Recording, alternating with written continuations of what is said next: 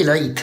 عيد ايه ده؟ انا اخر حاجه فاكرها اساسا اللي انا كنت بمتحن، جه في اخر 5 ايام قالوا اهلا رمضان، قلت ما فيش مشكله عادي همتحن في رمضان، ايه اللي هيحصل يعني؟ المهم ان انا خلصت الامتحانات وجيت اتفرج على التلفزيون، في نفس ال5 ايام ما حصلش حاجه، لقيتهم بيقولوا لسه بدري يا رمضان. رمضان مين اللي لسه بدري؟ استنوا، هو في ايه؟ ما هو لسه بدري فعلا، ما هم 5 ايام بس. بقلب القناه عشان اتاكد، لقيتهم بيقولوا ساعدنا بيها. ساعدنا بيها مين يا عم الحاج؟ العيد جه امتى؟ انا كنت فين انا؟ طيب كنت نايم. طب ايه الخطوه الجايه؟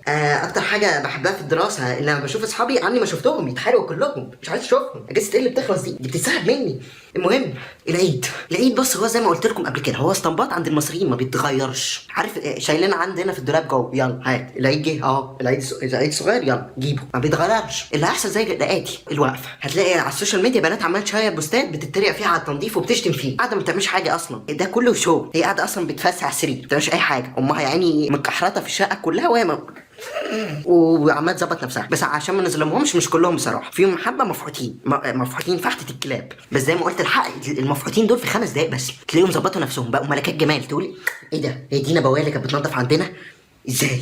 غريبة. اما بقى بالنسبة لك كولد فالموضوع بالنسبة لك مختلف شوية، وانت مش هتشارك في التنظيف ماشي، بس مش هتعرف تنام، مش هتعرف تعمل حاجة اساسا، مش هتعرف تحط صباعك في الشقة. لا، مامتك قلبها كلها هتتنظف لازم، مع انها كانت لسه منظفاها امبارح عشان كانت بتجهز للعيد، ما تعرفش ازاي. وبعدين انت تبقى قاعد حاسس ان في ذنب كده، لا انا لازم اعمل حاجة. تيجي بقى تسألها مامتك اساعدك يا ماما؟ لا يا حبيبي انت بس تلفت ظهرك، انا محدش بيساعدني، وتلاقي صوت غريب. ليه ايه اللي بيحصل ده؟ ما انا لسه قايل لك اهو مفيش، ما تعرفش حاجة غريبة. خلصنا تنظيف وجه بالليل وفطرنا، تلاقي بقى العيال في الشارع بيجروا ورا بعض بجلاليب بيضة كده ومشلوحينها لفوق، وتلاقي ركبه مليانه شعر ومعفن خالص وبيجري ورا التاني. طب وحضرتك لابس الجلابيه ليه؟ قدام هتجري وراه ليه؟ بتأذيني انا بالمنظر ده؟ انتوا عيال غريبه. الصبح بقى في صلاه العيد لازم مامتك وانت نازل صلاه العيد هتاكلك بتاع يعني ربع كيلو كحك على الاقل. لا يا حبيبي انت بقالك كتير صايم هفتان، وانت تبقى باصص لها كده. ايه المعامله الغريبه دي؟ انت لسه من شويه كنت مهزقاني، دلوقتي وانت بتنضفي ما تعرفش في ايه. ومن كتر الكحك اللي اكلته لك تنزل انت الصلاه، تيجي بس يعني وانت جاي تسجد تلاقي كرش خدك شدك من كتر اللي انت اكلته فوق. تخلص بقى وتطلع تنام عشان شويه واهلك جايين، تلاقي العيال ما يسكتوش في الشارع، لا في مؤامره، عاملين مسابقه اعلى صاروخ يعمل صوت تحت، لو طالوا يجيبوا قنبله يفرقعوها عادي بالنسبه لهم، وانت عمال تشتم فيهم. كل الثواب اللي خدته في رمضان خلصته في اول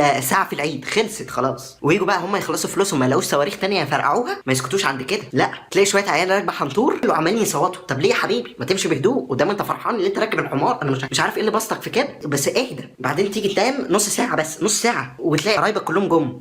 جيتوا منين؟ ايه ده؟ طب اعمل ايه انا دلوقتي؟ هنام ازاي؟ بس انت بتضطر تقوم لانك مستني العيديه، ما انت مش قايم حبا فيهم. بس يا ريتك بتتهنى. كل سنه بتقوم على امل ان انت تاخد العيديه، بس ده ما بيحصلش. تلاقي العيديه خدتها اهو، تلاقي ابوك سحبك ويوشوشك وياخدها منك. طب في ايه؟ هو انا خدتها عشان تاخد مني؟ بعدين تلاقي ايه؟ راحت لابن عمك مثلا قريبك اللي هو لسه باباك مديلك العيديه بتاعتك. ايه ده؟ رجعت له اشمعنى هو اللي هياخدها؟ بس يا عيني هو كمان ما بيتهناش، ابوه يروح واخدها دخلت في جيبه، تحس اللي هي كده دايره مقفوله. تعالي راحت خدت خلصت خلاص. حد سمع حاجه؟ مفيش، ما تلاقيش العيديه. يا جدعان انا عاوزها، ما انا عايز اخرج، انا مش معايا فلوس، انا خارج من الدراسه مفلس. لا بس في ناس برضو في العيديه يعني عارف اباطهم بيحبوا يدوهم الامل، فيخلوهم يقعدوا يجمعوا العيديه وبعدين بابا يدي طلع عيديه تانية يديها لكل واحد اداله، تمام. وبعدين اول ما يخرج من عند الضيوف تلاقي خد منه كل العيديه، ويقول له ليه؟ يقول له انا دفعت كتير جوه. طب انا مالي؟ حضرتك اللي بتتميز بالبذخ، انا ماليش دعوه، انا مالي انا. وفي ناس نادره منهم انا خدت العيديه خلاص دخلت جيبي مش خارجه، اللي عايز يرجع حاجه يرجعها من معاه، وهو فعلا ده اللي بيحصل، هم بيرجعوها بس من معاهم هم، ماليش دعوه. خمسه وخميسه. نيجي بقى لخروجات العيد، تحس ان مصر كلها كانت مكبوته، ما بيخرجوش، كانوا محبوسين، كان في سور كده معمول. ليه يا ابني؟ في ايه؟ بس هم كلهم في دماغهم حاجه واحده، ان اول يوم هيبقى زحمه عشان كل الناس هتخرج.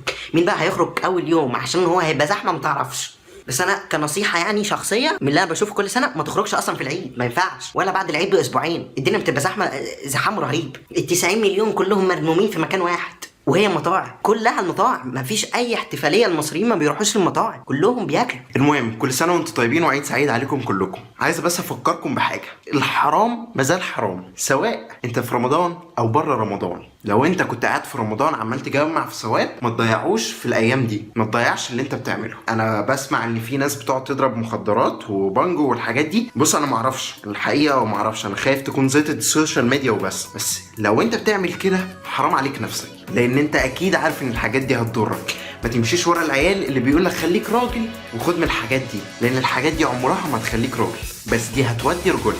انا عارف احنا كمجتمعنا بيدي الولد الحق انه يعمل كل حاجه براحته، بس ده غلط. اكيد انت عارف ان ده مش صح. ما ينفعش اي حد مهما كان جنسيته او هو راجل او بنت، يعمل اللي هو عاوزه. اعمل اللي ما يضركش وما يضرش غيرك. ولو انت كنت بتعمل خير في رمضان فما توقفوش، كملوا، لان في ناس محتاجاه. لو انت قادر ومعاك تقدر تساعد الناس دي باي طريقه، اللي محتاجه مساعده اوعى تبخل عليهم لثانيه واحده. مش عشان رمضان بس تعمل خير، كل الايام. بس كده، كان معاكم محمد احمد، سلام.